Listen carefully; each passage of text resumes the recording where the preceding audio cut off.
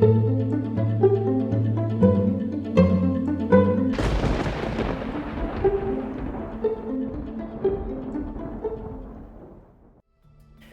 new scientific discovery has quite literally turned inside out mainstream astronomers' ideas about how solar systems form.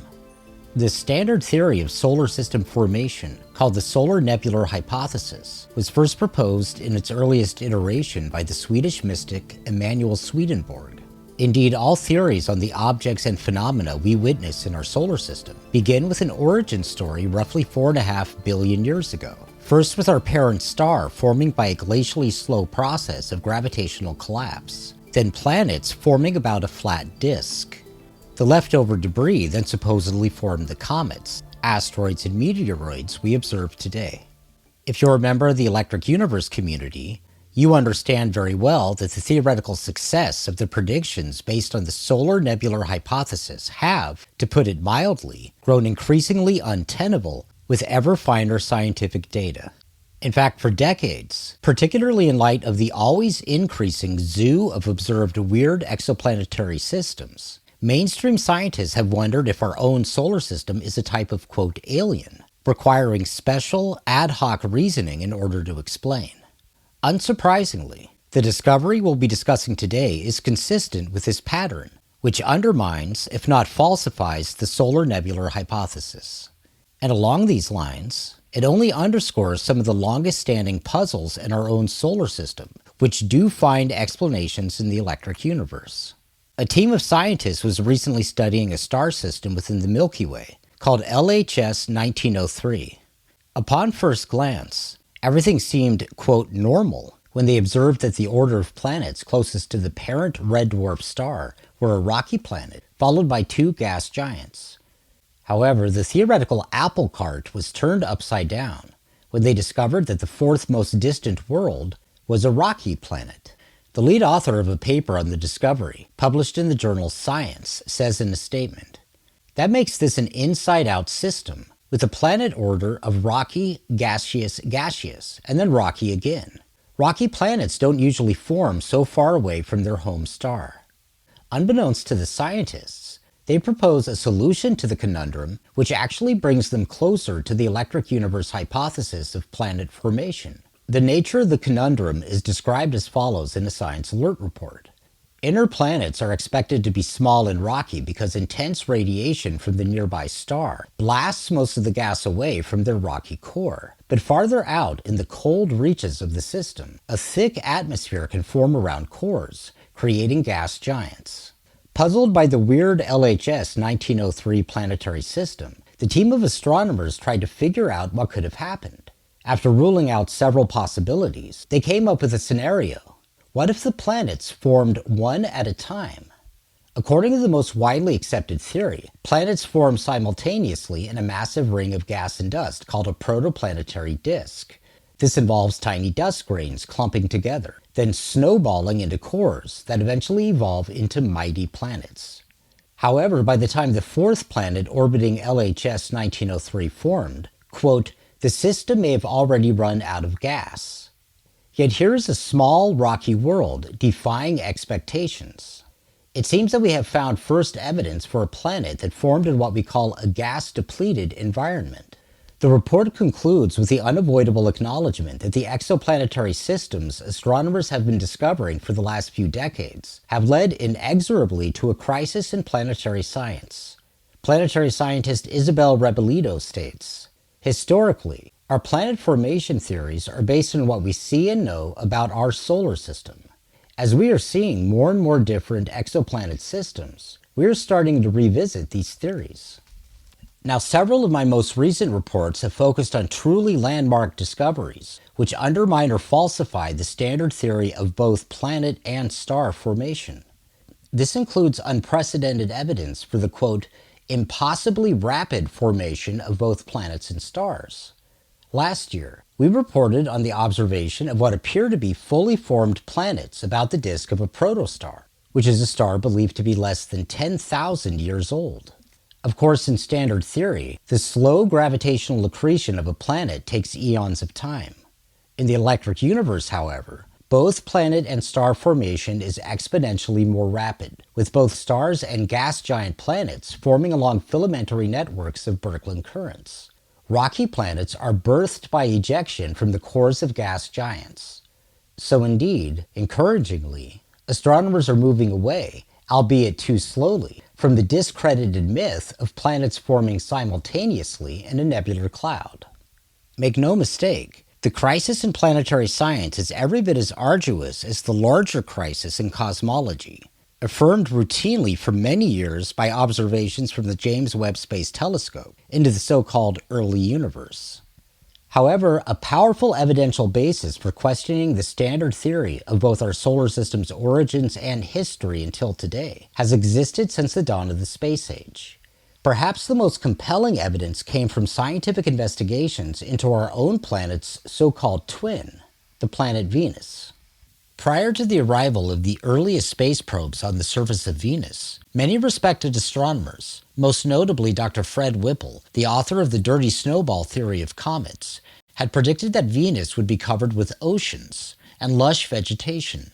No astronomers predicted what we actually observed on Venus: a barren, hellish landscape, and the hottest planet in the solar system. But one academic, and only one, did accurately predict the astonishing discoveries at Venus. That, of course, was Dr. Immanuel Velikovsky, who ignited a global firestorm in 1950 with his best-selling book, Worlds in Collision.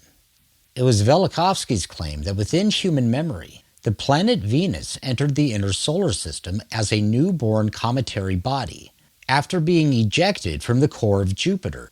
The spectacular filamentary displays of the comet Venus in the ancient earthly sky was remembered around the globe in the form of myth, folklore, and religion. The reason for Venus's nearly incandescent surface temperature was, of course, due to its recent birth. However, recent instability in our solar system is not something that mainstream astronomy has ever been willing to entertain. Instead, astronomers and planetary scientists embraced the idea that the once Earth-like Venus lost its oceans over time due to a runaway greenhouse effect. In this scenario, rising temperatures triggered a continuous feedback loop. Oceans evaporated, releasing massive amounts of water vapor into the atmosphere, which trapped more heat and caused further evaporation until the oceans dried up completely. And yet, as is so often the case in both the space and Earth sciences, the consensus hypothesis has been falsified, albeit with little to no fanfare.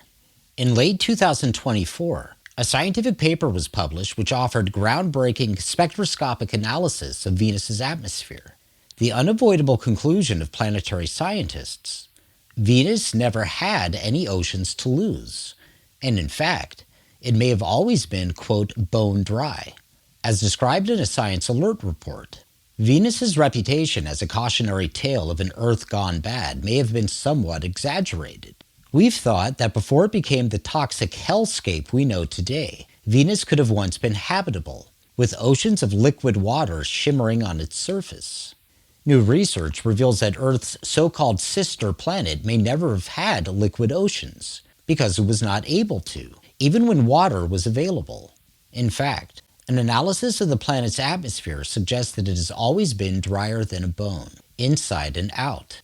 In other words, what astronomers have discovered, from the dawn of the space age continuing to today, has done nothing but confirm the outrageous predictions based on the model of Venus as a recently born cometary body that was subject to intense electrical discharge. Again, the solar nebular hypothesis proposed that the planets more or less congealed around the same time in a nebular cloud, about 4 billion years ago. But if planetary scientists entertain planets forming individually at widely disparate times, then both distant exoplanetary systems and our own solar system will begin to make infinitely greater sense. Members of the EU community are also well aware of the overwhelming testimony that comet science has provided against the standard origin story of our solar system. We've been told for nearly a century that comets are the icy leftovers from the solar system's formation. However, this notion was refuted dramatically in 2004 when dust samples from the comet Wild 2 revealed minerals formed at super hot temperatures in the thousands of degrees. Subsequently, more than 20 years of comet science has only revealed comet nuclei, which show exactly the expected features of rocky bodies ripped from planetary surfaces by electrical discharge, as EU theory predicted.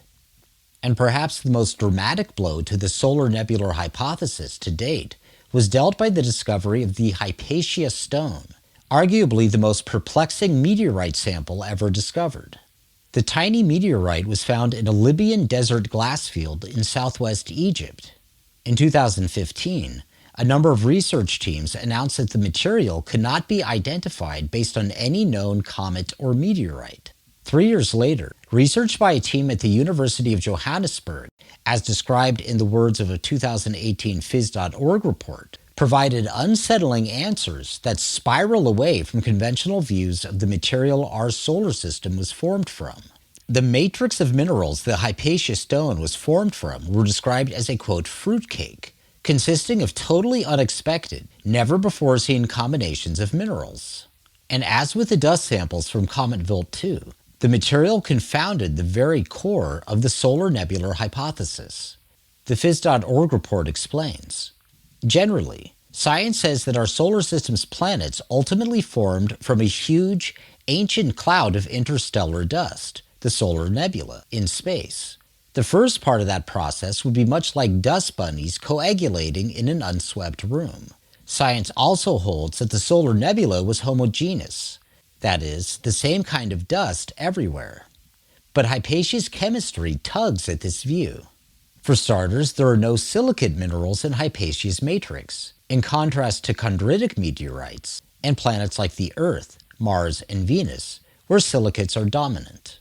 Then there are the exotic mineral inclusions. If Hypatia itself is not pre-solar, both features indicate that the solar nebula wasn't the same kind of dust everywhere, which starts tugging at the generally accepted view of the formation of our solar system. Unfortunately for the space sciences, the profound revelations which seem self-evident in such discoveries have not, quote, tugged nearly hard enough at conventional thinking, at least not to incentivize a more promising path of science exploration. And anyway, should tugging really be necessary at this point, given the clearly illuminated direction provided by the electric universe?